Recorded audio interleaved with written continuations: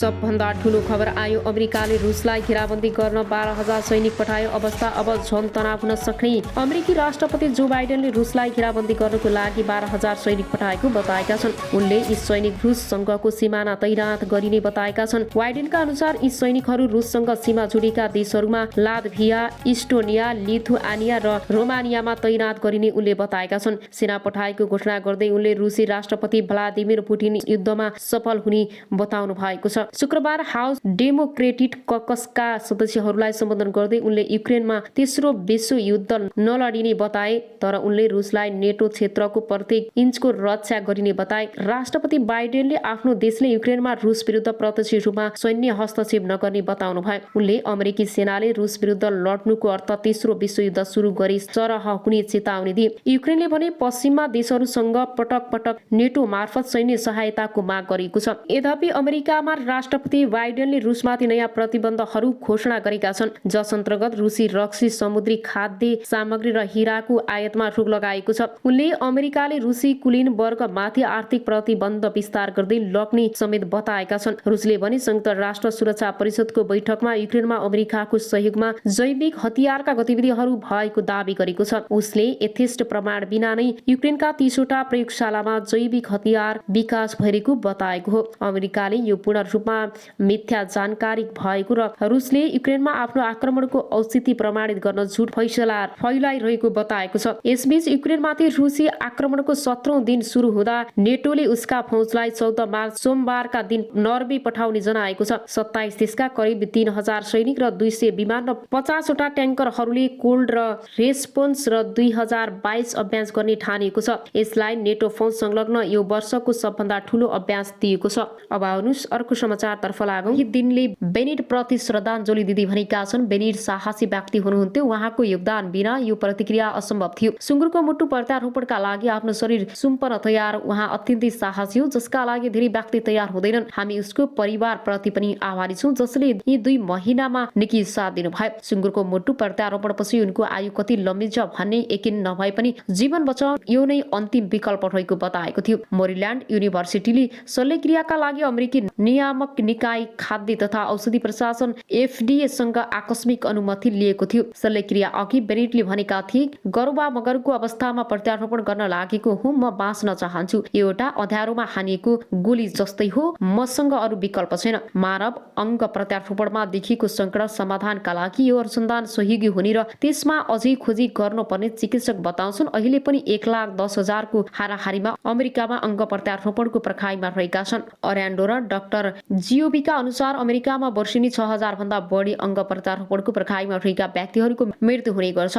बेनिटमा Virginia स्थित regenerative र medicine company रिभिकारले आनुवंशिक रूपमा परिवर्तन गरिएको सुँगुरको मुटु उपलब्ध गराएको हो। चिकित्सकका अनुसार सुँगुरको मुटु र मानिसको मुटु धेरै समानता हुनाले प्रत्यारोपण सफल भएको हो। सुँगुरका अन्य अङ्गहरू मृगौला, कलेजो र फोक्सो पनि मानिसमा प्रत्यारोपण गर्न सकिने नसकिने बारे अनुसन्धान भइरहेको छ। यसअघि आनुवंशिक भिन्नताका कारण सुँगुरको मुटु प्रत्यारोपण सफल भएको थियो र यसपटक भने वैज्ञानिकहरूले हानिकारक जीवित सम्पादन गरेर हटाएका थिए। त्यसपछि मात्रै प्रत्यारोपण सफल भएको बताएको थियो। अब आउनुहोस् अर्को समाचारतर्फ लागौं। सहयोग र सम्बन्ध राख्ने नेपालीहरू, नागरिक समाज, सञ्चार जगत र बुद्धिजीवी, उद्योग व्यापारी, व्यवसाय पनि सरकारको तर्फबाट धन्यवाद ज्ञापन गरिएको लेख बताए। सबै मुलुकहरूसँग मैत्रीपूर्ण सम्बन्ध कायम गर्ने नेपालको परराष्ट्रिय नीतिको मर्म अनुरूप छिमेकी राष्ट्रहरू लगायत अन्य कुनै पनि राष्ट्रका विरुद्ध नेपाली भूमि प्रयोग हुन नदिन नेपाल सरकारले प्रतिबद्धता व्यक्त गरेको उनले बताएका छन्। त्यस्तै देशको आर्थिक विकासमा सहयोग पुगाउनेमा मित्र राष्ट्र, दात्री निकाय, क्षेत्रीय एवं अन्तर्राष्ट्रिय संघ संस्थाहरूप्रति पनि सरकारले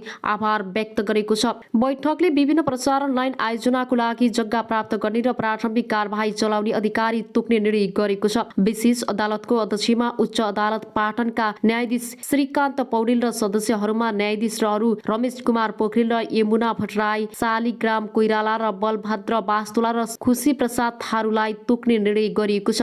त्यसैगरी राजस्व न्यायाधिकरण काठमाडौँको कानून सदस्य एवं अध्यक्षमा उच्च अदालत पाटनका न्यायाधीश टेक प्रसाद ढुङ्गानालाई तोक्ने निर्णय भएको छ। खानेपानी महसुल निर्धारण आयोगको अध्यक्ष एवं सदस्य सिफारिस समितिको सदस्यमा भूपेन्द्र प्रसाद आर्याललाई नियुक्त गरिएको प्रवक्ता कार्कीले जानकारी दिनुभयो। सरकारले भूतपूर्व ब्रिटिश गोर्खा सैनिकहरूलाई सम्बोधन हुन बाँकी रहेका मागहरूका बारेमा संयुक्त अधिराज्य अधिराज्य सरकारसँग वार्ता गर्न संयुक्त अधिराज्यका लागि नेपाली राजदूतको नेतृत्वमा नेपाली प्रतिनिधि मण्डल गर्ने निर्णय गरेको छ।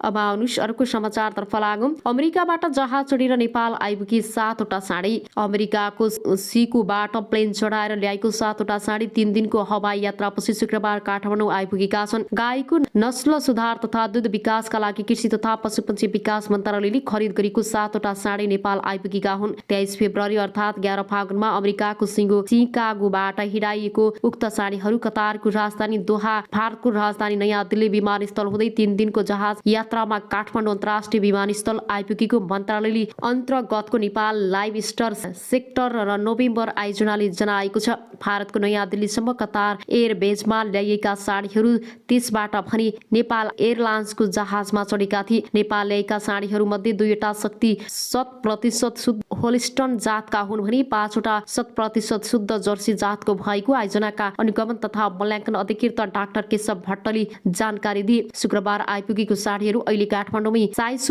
आइसोलेसनमा राखेको र केही दिनमा पोखरामा रहेको बिर्री उत्पादन केन्द्रमा पठाइनेछ। कृत्रिम गर्भधान मार्फत नस्ल सुधार र दूध उत्पादन बढाउन 170 वर्षपछि स्केलमा पहिलो पटक 100% शुद्ध साडीहरू नेपाल ल्याएका छौं। यस राष्ट्रिय पशु प्रजनन कार्यालय पोखरामा लगेर नस्ल सुधारमा प्रयोग गरिनेछ। भट्टले अनलाइन खबरसँग भने जङ्ग बहादुरले 1907 मा ल्याएपछि पहिलो पटक अमेरिकाबाट साडी ल्याई आयोजनाको दाबी छ। नेपाल ल्याएका मध्ये 2वटा साडी शुद्ध होस्टेल र 5वटा जर्सीका साडी हुन् र 10 देखि 12 महिना उमेरका यी साडीहरूको कुल 2300 किलो छ। साडीहरू नेपाल ल्याउन मेडग्रम नामक सप्लायर्सले ठेक्का पाएको थियो र सिकागोदेखि पोखरासम्म पुर्याउन कुल 1,30,00,000 सप्लायर्सले ठेक्का पाएको आयोजनाले जनाएको छ। दूधका लागि किसानले व्यावसायिक रूपमा पालेको गाईमा उन्नत जातको नस्ल सुधार गर्न यी साडीहरू ल्याएको भट्टले बताए। राष्ट्रिय पशु प्रजनन कार्यालय पोखरामा यी साडी मार्फत संकलन हुने बेरिय स्थानीय नेपाली गाईलाई क्रस गराउँदा 50% सम्म गुण सर्छ। यसले हाम्रो गाईहरूको दुग्ध उत्पादन क्षमतामा बढ्छ र अनुगमन तथा मूल्याङ्कन अधिकृत डाक्टर भट्टराईले भने 18 देखि 21 महिनाका हुँदा वयस्क हुने यी साडीहरूबाट उत्पादन हुने बेरिय नस्ल सुधारका लागि उच्च कोटिको हुने राष्ट्रिय पशु प्रजनन कार्यालयले जनाएको छ। अब आउनु सरको समाचारतर्फ लागौं। 2वटा मोर्चाको आकस्मिक बैठक। नेपाल कम्युनिस्ट पार्टीको केन्द्रीय कार्यालय बन्द कर काठमाडौँ बस्यो र नेपालका क्रान्तिकारी देशभक्त प्रगतिशील राजनीतिक शक्ति र नेपाली जनताको राष्ट्रिय रूपमा अस्वीकृत विरोध र देशव्यापी सङ्घर्ष गर्दा गर्दै पनि देउवा सरकारले रातारात एमसीसी कन्फेट पारित गर्न मूर्खता गरिरहेको छ। विज्ञप्तिमा यस्तो छ, राष्ट्रका विरुद्ध घोषणा गरिएको बन्द कार्यक्रमलाई पूरै तागतका साथ सफल पार्न देशभक्त वामपन्थी प्रगतिशील सच्चा लोकतन्त्रवादी लगायत आम जनसमुदायमा अनुरोध गरिएको छ। यसका विरुद्ध राष्ट्रिय रूपमा प्रतिवाद सङ्घर्ष सञ्चालन गर्नु देशभक्त नेपाली जनताको कर्तव्य हुन पुगेकाले विषयको यही संवेदनशीलतालाई दृष्टिगत गरी हामी 6 कम्युनिस्ट पार्टी र 2 मोर्चाले तत्कालीन जनसङ्घर्षको कार्यक्रम घोषणा गरेका छौं। यसलाई पूरै लगातार तागतका साथ सफल पार्न देशभक्त वामपन्थी प्रगतिशील र सच्चा लोकतन्त्रवादीहरू लगायत आम जनसमुदायमा विनम्र अनुरोध गर्दछौं। साथै आज एमसीसीको विरोधमा आन्दोलनमा घाइते सम्पूर्ण देशभक्त योगदानहरूको स्वास्थ्य लाभको कामना गर्दछौं। विज्ञप्तिमा भनिएको छ, नेपाल बन्दको घोषणासहित संयुक्त प्रेस विज्ञप्ति जारी गर्नेहरूमा नेकपा महासचिव विप्लव, नेकपा नवक्रान्तिकारी माओवादीका महासचिव मोहन वैद, किरण नेकपा मसालका महामन्त्री मोहन विक्रम सिंह, नेपाल कम्युनिस्ट पार्टीका अध्यक्ष ऋषि कटेल, नेपाल कम्युनिस्ट पार्टी माओवादी समाजवादीका अध्यक्ष कर्णजित बुढाथोकी, देशभक्त जनगणतान्त्रिक मोर्चाका अध्यक्ष शिव गजुरेल र राष्ट्रिय जनमोर्चाका अध्यक्ष चित्र बहादुर केसी र वैज्ञानिक समाजवादी कम्युनिस्ट पार्टी नेपालका संयोजकका आहुति छन्। अब आउनु सरको समाचारतर्फ लागौं। बनेपामा शंकास्पद वस्तु घटनास्थल पुग्यो। सेनाको टोली। काभ्रेको बनेपा एउटा शंकास्पद वस्तु भेटिएको छ र बनेपाको पुल बजारमा शंकास्पद वस्तु फेला परेको जिल्ला प्रहरी कार्यालय काभ्रेले जानकारी दिएको छ। अहिले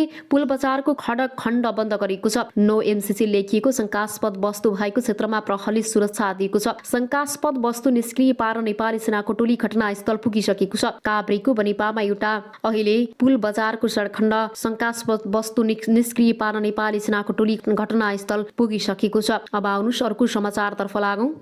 उसले नमानेपछि हामीले यो गेम खेल्न बाध्य भएर पललाई डुबाउने षड्यन्त्र बनाएका थियौँ। नाबालिकालाई घरबेटी लगाएर मार्न भन्यो भनिएको अडियो झुट हो, किनकि यो घरबेटी भगवान हुन्। अडियोमा आएको 1 करोडको बार्गेनिङ अडियोमा भएका साथीले गरेको हो। हामीले पललाई जुन ठाउँबाट आएको हो त्यही पठाउन पर्छ भनी हामीले भनेका हौँ। यो त सानो कुरा हो, ठुलो त अझै के भनेका थियौँ। हामी पनि सबै मिलेर पलको ठुलो प्रोजेक्ट विफल पार्नुमा हाम्रो ठुलो हात छ। हामीले पललाई मार्नसम्म योजना बनाएका थियौँ। पूरा जानकारीको लागि यो भिडियोलाई सक्दो शेयर गरिदिनु होला। यसैगरी गायिका नाबालिकाले प्रहरीमा दिएको जाहेरीमा उल्लेखित विवरण अनुसार अन्तिम पटक घटना भएको स्थान तनहुँ भएकाले उनी त्यहीँ पुगेकी हुन्। यो जाहेरी नाबालिकाले गत माघ जिल्ला प्रहरी कार्यालय कास्कीमा दर्ता गर्न खोजेकी थिइन्, तर त्यसबेला प्रहरी घटनास्थल तनहुँ भएकाले त्यही जान भनेको थियो। त्यही बेलाको जाहेरीमा सामान्य संशोधन गरेर आज नाबालिकाले बुझाएकी हुन्। उक्त जाहेरीमा यस्तो छ, उल्लेख भएको विवरण हेर्नुहोस्। म जाहेरीवाला परिवर्तन जिल्ला 39 अन्तर्गत सानो कृषि पेसा व्यवसाय गरी श्रीमती छोराछोरी सहित 5 जनाको परिवार सबै आइरहेकोमा मेरी छोरी वर्ष 16 कि विगत 3 वर्षदेखि गायन क्षेत्रमा ख्याति कमाई सुर राम्रो भएको कारण सामाजिक सञ्जालहरूमा समेत चर्चित भई इज्जत प्रतिष्ठा कमाउने काम गरेकी छन्। यसै क्रममा